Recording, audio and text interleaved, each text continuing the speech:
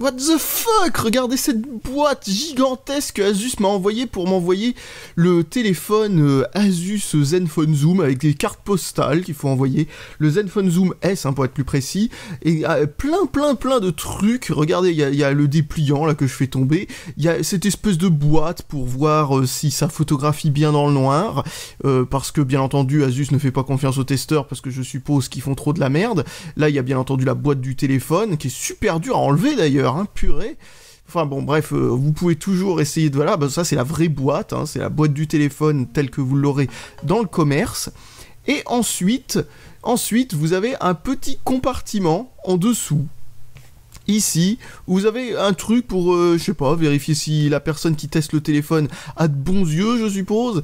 Ensuite, vous avez un petit papier qui vous explique que ce modèle n'est pas à revendre. Vous n'avez pas le droit de le vendre ni de le donner. C'est le modèle qu'on donne aux testeurs. Logiquement, on n'a pas le droit de le revendre, hein, contrairement à ce que beaucoup de gens le font.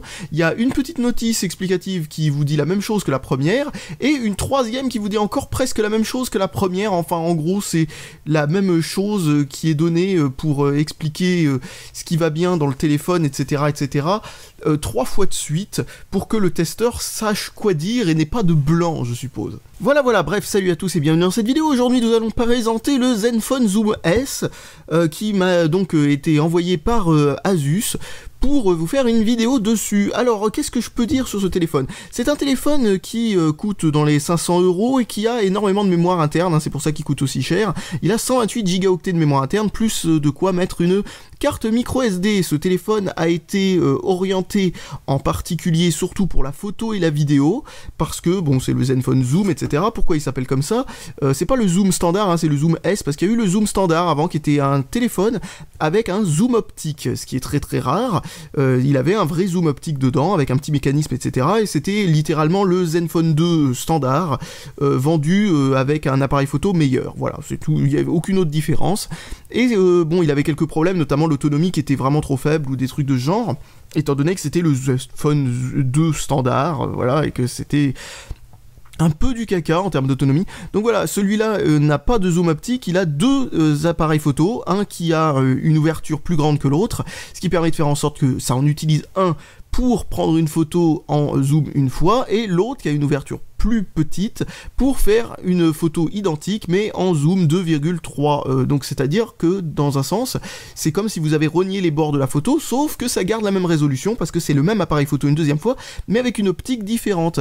Donc voilà, bon, vous connaissez très certainement le principe, il avait déjà été repris dans pas mal de téléphones, mais ce système là est pas une mauvaise idée du tout, parce que au final ça coûte moins cher et c'est moins fragile que d'avoir un système d'optique adaptative avec un petit moteur pour bouger les lentilles, ou un système magnétique ou peu importe, pour avoir un zoom optique. Donc voilà, dans ce genre de cas, vu que c'est un téléphone, que c'est balardé dans tous les sens, etc., c'est une meilleure idée, hein, je trouve, ainsi qu'il peut utiliser les deux appareils photo pour faire certains effets, etc., ainsi que très certainement pour avoir quelques petites informations sur la photo, etc., un peu qui permettent d'améliorer la qualité ou ce genre de trucs. Donc sinon, que dire sur la qualité photo? Bah, elle est très très bonne.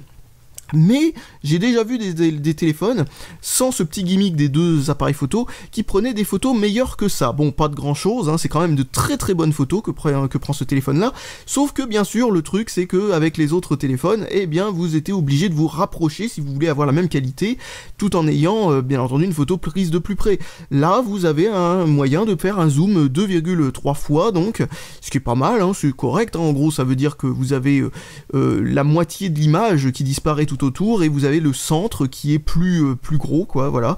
Bon, voilà ce que ça donne en photo, hein, pour vous montrer un petit peu le résultat, et franchement, voilà, c'est très très très bien. Alors, comme le Zenfone 2 laser, il a le système laser pour prendre des photos, le focus de près, etc. Il a deux flashs, ainsi qu'un truc anti-yeux rouge, je suppose, ou de ce qu'ils disent dans la notice, il paraîtrait que ce truc permet d'avoir une correction des couleurs qui soit mieux faite. Alors, je sais pas du tout comment ça fonctionne, mais enfin, en gros, le truc, c'est que c'est censé améliorer le fait qu'il n'y ait pas de distorsion colorimétrique quand vous prenez une photo. C'est-à-dire que quand vous prenez une photo, la couleur que vous voyez à l'œil nu sera à peu près la couleur que vous avez dans la photo. C'est vrai que des fois, il y a des appareils photo qui font clairement de la merde avec ça, et c'est le cas depuis le Zenfone 2 standard, hein, et les Zenfone 2 laser, ainsi que le Zenfone Selfie, etc. etc.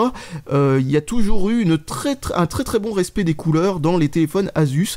Ça a toujours été, on va dire, leur point fort, hein, chez Asus. L'appareil photo a toujours été quelque chose de vraiment très très bon, même à des prix assez bas, donc ça c'est bien. Mais ce téléphone n'est pas un téléphone pas cher, non, c'est un téléphone qui est assez haut de gamme. D'ailleurs, qu'est-ce qui, comment dire, ce qui fait que ce téléphone est haut de gamme, c'est pas que l'appareil photo, etc., etc. C'est aussi la batterie. Nous avons une 5000 mAh dedans, ce qui normalement devrait donner une autonomie particulièrement bonne, et un écran AMOLED, ce qui là aussi devrait donner une autonomie particulièrement bonne aussi, mais qui devrait aussi faire en sorte qu'en plein soleil, eh bien, on y voit mieux. Et déjà en plein soleil, c'est vrai qu'on y voit mieux. Après, par contre, au niveau de l'autonomie, que ce soit au niveau de la batterie ou au niveau de l'écran, ben, ça n'a pas fait grand chose, parce que en réalité, ce processeur qu'il y a là-dedans, c'est le Snapdragon 625, qui est un processeur qui consomme vraiment très très peu. Et ben on voit pas sa présence, franchement. Clairement, j'ai déjà vu des téléphones avec une batterie avec 1000 mAh de moins que ça, c'est-à-dire 1/5 de moins de batterie, donc voilà, ça fait quand même pas mal. Et un écran LCD IPS standard, c'est-à-dire pas AMOLED, les AMOLED consomment moins, et la même taille d'écran, patati patata, et un processeur qui consomme plus, le Snapdragon 650, et obtenir, eh bien, plus ou moins la même autonomie, c'est-à-dire, à mon test habituel, environ 11 à 12 heures, écran allumé, dans une journée standard. C'est-à-dire que si vous faites ça en plusieurs jours, par exemple en 3 jours, vous pouvez avoir une autonomie d'environ 10h30, ce qui est énorme. Franchement, c'est une très très bonne autonomie. Mais encore une fois, ben, vu que c'est une 5000 mAh et que c'est un écran AMOLED, je m'attendais au moins à 16 en fait. Ce qui est, enfin, je veux dire, ça paraît très logique, quoi. En fait, dessus, vous avez la même autonomie sur ce téléphone que sur le Xiaomi Mi 3, qui est un vieux téléphone avec un Snapdragon 800. Voilà, donc c'est vraiment vieux, quoi, comme truc. Avec une batterie seulement 3100 mAh, un écran 5 pouces, non AMOLED, mais LCD IPS standard, voilà. Et si on lui collait une batterie 5000 mAh, il aurait la même autonomie que celui-là. La même autonomie que celui-là, avec une batterie 5000 mAh, alors que c'est un téléphone qui a un processeur qui consomme mégamment plus, un écran qui consomme plus, etc., etc., etc. Enfin bref, je comprends pas très bien l'autonomie de ce téléphone, mais clairement, il y a un truc qui va pas. Et j'ai toujours remarqué ça avec Asus, c'est que généralement, l'autonomie, bah elle est pas terrible, et ça c'est, franchement, je mets ça sur le dos du firmware qui fait n'importe quoi. D'ailleurs, Asus est censé avoir normalement des logiciels dedans, enfin un petit programme, le gestionnaire mobile qui se trouve ici, qui permettrait logiquement de pouvoir gérer l'économie d'énergie, etc. Donc on va dans économiseur d'énergie, et là nous avons plusieurs modes, mode économie d'énergie, super économie, machin chouette, etc., etc., etc. Mais franchement, je vous conseille de laisser tout le temps en normal. Pourquoi ? Parce qu'en mode économie d'énergie, au lieu de consommer moins, ça consomme encore plus. Ça n'a aucun sens. Et c'est pas moi qui le dis, hein, c'est moi, bien sûr, parce que je l'ai remarqué, mais c'est aussi moi sur tous les autres téléphones Asus que j'ai pu tester, ainsi que quelques personnes. Attendez, voilà, alors, donc, ici, voilà, quelqu'un nous explique qu'il a remarqué la même chose. Enfin bref, en gros, je sais pas ce qu'ils ont chez Asus à vouloir modifier Android, parce que ça n'a aucun intérêt, surtout, enfin, ils devraient se limiter à des modifications d'ordre esthétique, parce que ce genre de choses, il faut le tester avant de le mettre dans un téléphone. Si on le teste pas, et qu'on ne vérifie pas que ça fait vraiment une économie d'énergie, bah, autant laisser Android standard tel qu'il est de base, sans faire aucune modification. Les développeurs de Google sont pas stupides et crétins, hein. Logiquement, ils savent faire en sorte que Android soit pas trop mal optimisé de base, sans avoir à faire aucune modification. Donc pour la caméra avant, c'est une très bonne caméra aussi, même si franchement là, c'est un peu moins intéressant que la caméra arrière, mais franchement, c'est pas une mauvaise non plus, hein. Je sais pas si vous voyez l'ouverture, mais voilà, vous avez une ouverture tout à fait standard, c'est pas les mêmes caméras que derrière, c'est pas comme le Zenfone Selfie, mais c'est pas mal non plus. Bien entendu, il fait la 4G, etc., hein, c'est normal, hein, c'est un Snapdragon 625, un très très bon processeur actuellement, sûrement le meilleur rapport entre on va dire performance, chauffe et autonomie que vous puissiez trouver actuellement comme processeur pour téléphone. Donc c'est un bon choix, même si à ce prix-là, j'aurais peut-être espéré vouloir avoir un 820 ou un truc de genre. C'est sûr quand même que c'est assez cher, hein. Donc bon, qui sait, il aurait pu aussi avoir le 652 ou des trucs comme ça, mais franchement le 652 il est bien. Mais tant qu'à choisir, plutôt prendre le 625 même s'il est moins cher, parce que là encore je me pose la question, quelle serait l'autonomie de ce téléphone si ça n'avait pas été un processeur des moins consommateurs que l'on peut trouver sur le marché actuellement. C'est un processeur fait en 14 nanomètres. 14 nanomètres, c'est ce qui se fait de mieux, on va dire, hein, chez Qualcomm, plus ou moins.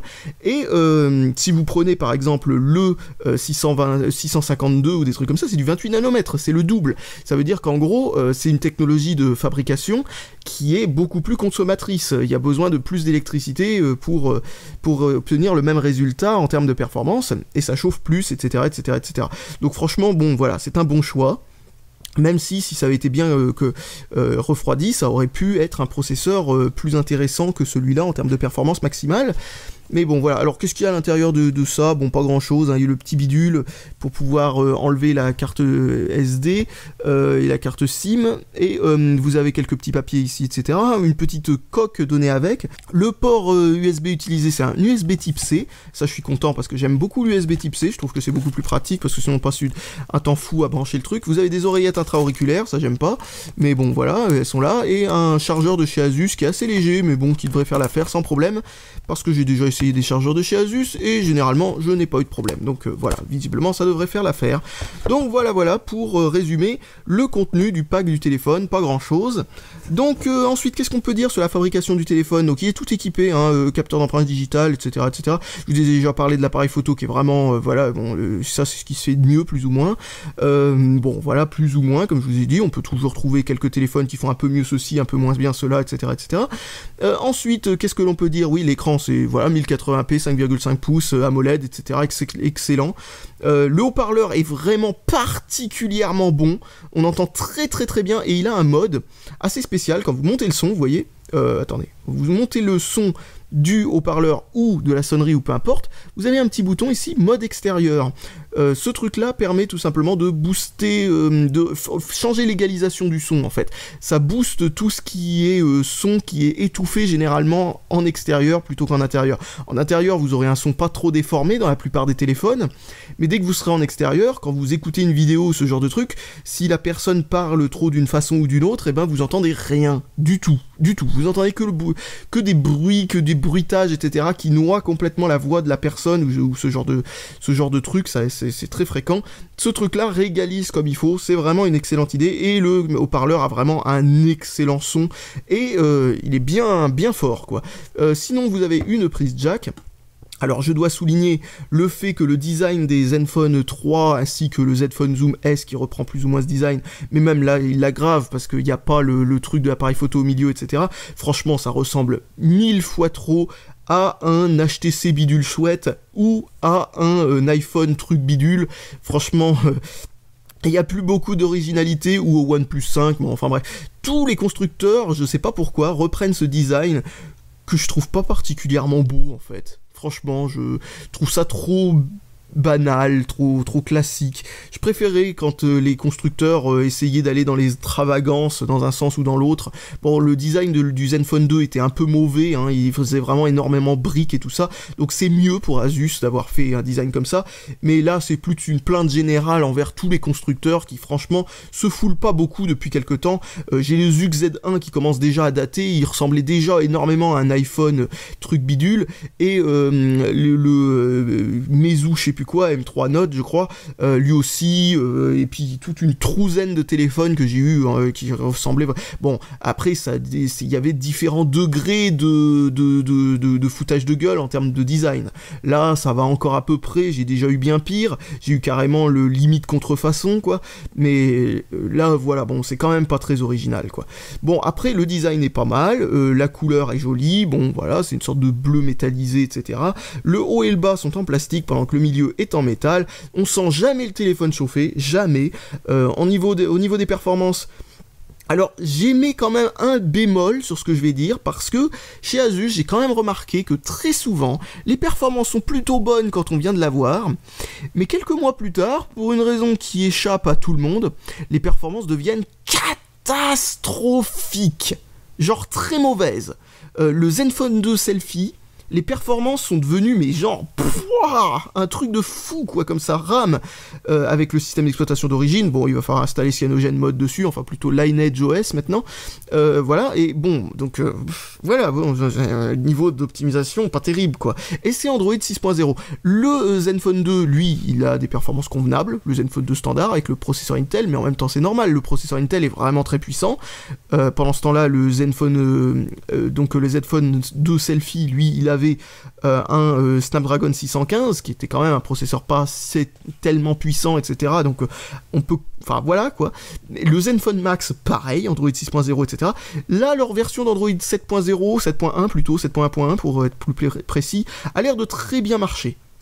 A l'air de très bien marcher et de mieux marcher que la version de 6.0 qu'il y avait quand j'ai reçu le téléphone immédiatement après l'avoir déballé. J'ai pu voir 6.0 qui avait l'air d'être un peu lent et tout ça. L'installation des applications particulièrement longue alors que c'est pas censé être un processeur particulièrement peu puissant. Au contraire, il est plutôt pas mal. C'est un peu l'équivalent du Snapdragon 801 en version qui chauffe pas et qui se bride jamais.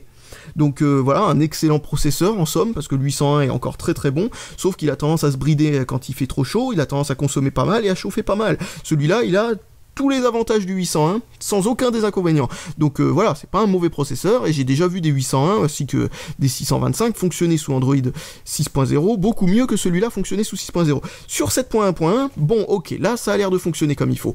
Mais franchement, il utilise quand même au moins 500 mégaoctets de plus que ce qui pourrait être utilisé pour ce téléphone-là, en termes d'utilisation RAM. Il a 4 gigaoctets de RAM, mais il n'y en a que 2 d'utilisables, généralement. D'ailleurs, on va fermer tous ces petits trucs, et puis on va voir ce que ça donne. Donc ça dit... et donc il dit... Ah bah, il est en forme aujourd'hui, parce que aujourd'hui, il nous dit qu'il y a un peu plus de 2 gigaoctets de RAM de libre. Généralement... C'est peut-être la dernière mise à jour qui a amélioré ça, parce que j'espère qu'ils améliorent ça avec les mises à jour, mais généralement, on a à peine moins de 2 gigaoctets, c'est-à-dire qu'on est en dessous de 2 gigaoctets de libre. Donc voilà. D'ailleurs, où est-ce qu'il est le petit programme en question que j'utilise généralement pour voir ça? Oui, voilà, disque info.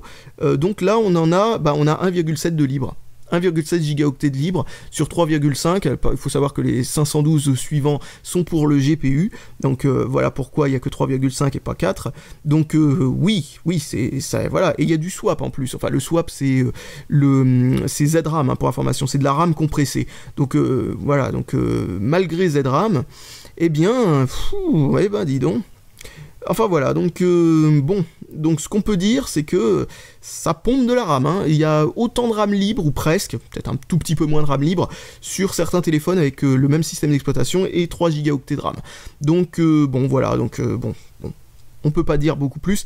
J'espère que ce téléphone aura droit à Lineage OS ou un truc comme ça, parce que généralement ça rend les téléphones, que ce soit les téléphones Asus ou les téléphones LG, qui partagent les mêmes défauts, c'est-à-dire plein de problèmes d'optimisation du firmware, plein de problèmes d'optimisation du firmware. Généralement, on peut en faire de très bons téléphones en installant un système d'exploitation alternatif, comme Resurrection Remix, ou des trucs de ce genre, ou Lineage OS, comme je le disais, ou quelques autres trucs de ce genre.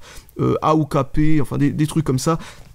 Bon, ça demande quand même un petit peu de... Voilà, mais comme ces téléphones-là ont tendance à se retrouver pour pas trop cher, genre le Zenfone 2, par exemple, se coûte rien de nos jours, rien du tout, donc ça peut être une bonne idée. Les Zenfone 2 laser sont très faciles à bidouiller, très faciles de mettre dessus Lineage OS ou ce genre de choses, donc vous pouvez en faire un très bon téléphone, ou Resurrection Remix, et en plus vous avez même pas besoin vous avez même pas à perdre en fonctionnalité, tout fonctionne exactement comme là, et l'appareil photo, vous pouvez remettre l'appareil photo d'origine de chez Asus dedans, même avec une custom ROM, donc avec Resurrection Remix dans les Zenfone de laser, donc ça c'est une bonne chose, ça permet comme ça d'avoir un téléphone qui envoie du pâté, quoi. Le problème c'est que la ROM d'origine, elle a tendance à pas être terrible. Alors là franchement, ce que je dois dire, et c'est là, c'est après mon tempérage qui a duré quand même assez longtemps, eh bien là, franchement, ça fonctionne très bien. J'ai pas vu de ralentissement bizarre ou de trucs comme ça, ou alors vraiment à peine. Vraiment, ce téléphone a l'air de fonctionner très bien avec le système avec lequel il vient. Mais j'espère que c'est là pour durer. Et franchement, je suis désolé, mais je dois dire ça à vous en tant que spectateur, tout comme je dois le dire à Asus s'il daigne bien regarder ma vidéo après me l'avoir demandé. Il faut vraiment clairement qu'il fasse des efforts sur le système d'exploitation, parce que je suis désolé, autant à l'époque l'époque du Zenfone 2 standard avec Android 5.0, où c'était leur premier téléphone avec une surcouche maison, c'est-à-dire leur premier truc avec Zen UI, c'est-à-dire leur version d'Android, leur modification d'Android, eh bien, je leur excusais le fait qu'il y ait quand même quelques petits problèmes, vu que c'était les débuts et tout ça, et que ça sera amélioré avec des mises à jour. Ça a été un petit peu amélioré sur certains aspects, pas tellement sur d'autres, et il y a certains téléphones, ça a juste... voilà, quoi, le téléphone rame trop, quoi. Le Zenfone Selfie, je suis désolé, mais c'est devenu une vraie plaie, quoi. Des fois, il a 3 gigaoctets de RAM, quoi. Et on dirait qu'il est bourré à mort de RAM, mais c'est pas la RAM le problème, je sais pas ce que c'est, mais le téléphone rame à mort. Et c'est le cas de beaucoup trop de téléphones Asus que j'ai pu voir. Donc j'espère sincèrement que les Zenfone 3 sèment la fin de ce problème-là.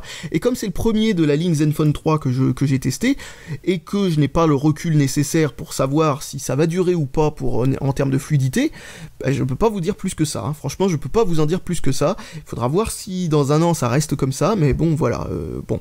Donc, que dire de plus franchement, en termes de performance, il n'y a rien à dire. Comme je vous l'ai dit, on dirait un Snapdragon 801 sans les problèmes. Donc pour les jeux, c'est excellent. C'est vraiment très très bon. Ils ont mis quelques petites modifications, comme par exemple, je vais démarrer un jeu comme ça, au hasard, et ici vous avez quelques petits trucs, genre booster de vitesse, c'est juste pour libérer la RAM en arrière-plan, hein, ça sert à rien sinon. Vous voyez, ça vire tous les programmes qu'il y a en arrière-plan pour faire en sorte que le jeu ait pas de bon, sauf que ça sert à rien dans la pratique, parce que généralement Android, il va vous faire juste un micro-freeze dans le jeu, enfin voilà, dans les 5 premières minutes d'utilisation du jeu, et ensuite ça sera fluide.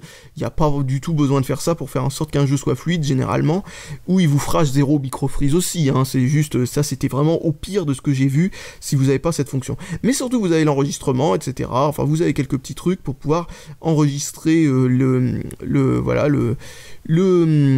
jeu, etc. en vidéo, patata. Donc c'est pas mal du tout, surtout qu'en plus ce téléphone c'est un Snapdragon, comme je vous l'ai dit, 801, mais attention, qui chauffe pas, mais qui a 8 cœurs au lieu de 4. Donc ça veut dire qu'en faisant tourner le jeu, il a encore les ressources nécessaires pour enregistrer le jeu sans que ça le ralentisse. Donc franchement, vraiment très très bon choix de processeur.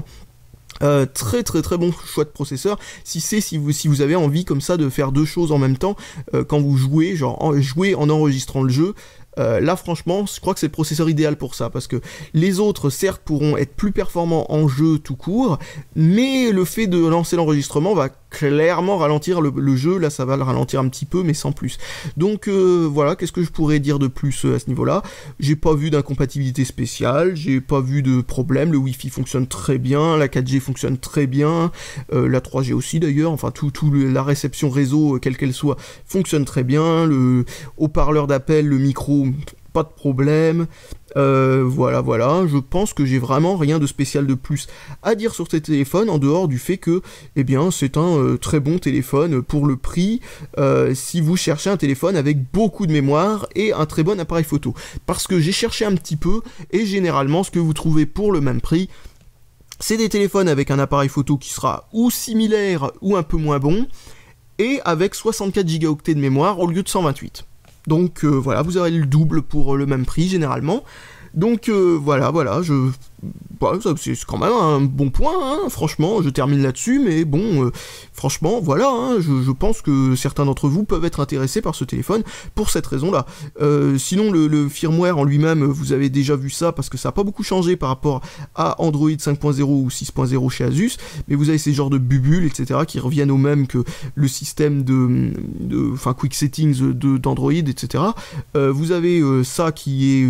Voilà, à peu près la même chose que vous avez dans Android stock, parce que avant c'était un peu modifié, mais maintenant il n'y a plus grand chose, voilà. Il y a peut-être quelques catégories qui ont changé de place, il y a les paramètres personnalisés Asus ici, bon, un mode gant, enfin ce genre de truc, voilà. Il me semble qu'il y a une lettre de notification, en effet. Qu'est-ce qu'on pourrait dire d'autre plus le GPS fonctionne bien, ainsi que la boussole, ce qui n'était pas forcément le cas généralement chez les téléphones Asus précédents dans la gamme Zenfone 2. Là on se trouve dans un Zenfone 3, en fait le vrai nom de ce téléphone c'est le Zenfone 3 Zoom, mais je sais pas pourquoi, pour certains pays, notamment la France, il s'appelle le Zenfone Zoom S. Voilà. Donc Zen Motion, sinon c'est les doubles tapes sur l'écran, ce genre de trucs, etc., etc. C'est désactivé par défaut. D'ailleurs, je salue aussi le fait d'avoir remis les boutons sur le côté au lieu de les avoir laissés derrière. Ça avait commencé à partir du Zenfone Max, et franchement, je suis content que ce soit le cas, parce que les boutons derrière, en fait, c'est vraiment nul à chier. Surtout le bouton Power sur le dessus, c'était vraiment une idée chiante. Et donc du coup, on utilise les boutons plutôt que double taper sur l'écran tout le temps, hein. C'est mieux. C'est mieux. Enfin, personnellement, je trouve ça mieux, et en plus, ça consomme pas d'électricité, plutôt que de garder le tactile activé en permanence. Donc là, bon, ça va pas gaspiller grand chose d'électricité, parce que ce téléphone-là, franchement, vu la batterie qui se paye, c'est clairement pas l'écran tactile activé en permanence qui va changer l'autonomie du téléphone, hein, pas du tout. Donc vérifions s'il y a une mise à jour. Il y a des mises à jour régulières. J'espère juste qu'Asus va pas nous faire le coup comme avec le Zenfone 2, que dès que ce téléphone sera plus le gros téléphone du moment, ils arrêteront les mises à jour. Ce que je trouve vraiment... Enfin voilà quoi, limite malhonnête quoi. Je veux dire, sortir un téléphone qui est censé être haut de gamme et ensuite ne pas sortir de mise à jour, au moins vers Android 7.0 pour le téléphone qui était sorti sur... Enfin non, bon, disons que le Zenfone 2 standard, le premier, il a eu pas mal de mises à jour quand même, mais il est resté sur 5.0 pendant super longtemps, puis ensuite il a fallu faire une mise à jour manuellement pour passer à 6.0. Impossible de le faire via juste les menus et tout ça, faut passer par un ordinateur et tout ça. Enfin bref,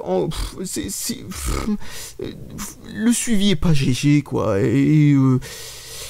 le Zenfone Selfie aussi, qui était vendu particulièrement cher aussi, il a commencé sur 5.0, il aurait dû commencer sur 6.0 parce qu'il était déjà sorti depuis un moment, et il a eu la mise à jour vers 6.0 enfin au bout d'un moment, et bon, il aura plus d'autres mises à jour, je suis sûr. Enfin bref, bon, de toute façon, hein, quand on voit... Enfin bon, il serait bien qu'ils règlent leurs problèmes quand même. Je sais pas si les autres problèmes, genre de fluidité ou je ne sais pas quoi, sont réglés dans ce téléphone, mais j'espère franchement que c'est enfin la fin des problèmes chez cette marque, parce que je trouve que c'est un sacré gâchis quand même, parce que c'est pas une marque que je trouve particulièrement mauvaise en termes de hardware sur le téléphone, même si franchement ils sont plus fragiles que la moyenne, j'ai l'impression, mais bon voilà quoi, leur principal problème c'est vraiment le firmware qui fait du caca quoi.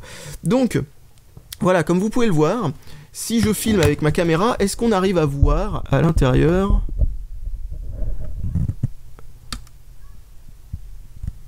Voilà, vous voyez, ma caméra arrive à filmer le papillon à peine à travers ce truc-là. Et donc, si je prends ensuite la même boîte là que je filme avec, je sais plus où est l'appareil photo, voilà, là ici, avec ce téléphone-là, bah, on le voit à peu près pareil, alors que c'est quand même un appareil photo qui est moins cher, on va dire, quand même, que ce que j'utilise en termes de caméra, quoi. Mais voilà, quoi, vous voyez maintenant le fameux zoom 2x,3.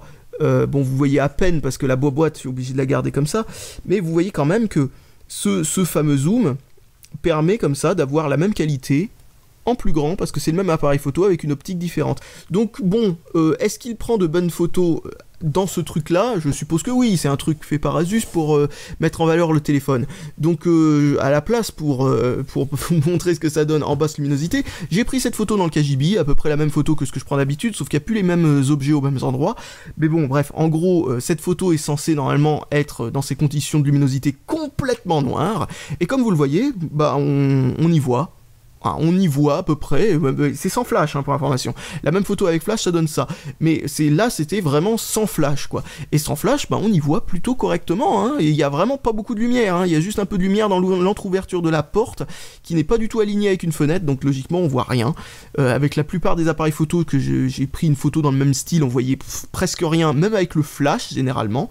Et ben là franchement oui on voit très très bien, donc la basse luminosité ça marche très bien dans ce téléphone, il y en a qui le font tout aussi bien que ce téléphone là, j'en suis certain, mais voilà, si vous cherchez un téléphone qui est vraiment fait pour la photo et globalement surtout orienté photo, qui soit pas à 800 € ou des trucs comme ça, ben oui, ou peut-être même 1200, qui est de quoi mettre une carte SD en plus d'avoir ses 128 Go de mémoire interne, et bien, c'est-à-dire une carte micro SD 256 Go ou des trucs comme ça, enfin bref, vous pouvez vraiment stocker énormément de photos et de vidéos là-dessus, donc voilà, ça franchement, ça peut être une bonne affaire si vous aimez les photos et tout ça, voilà, bon, donc...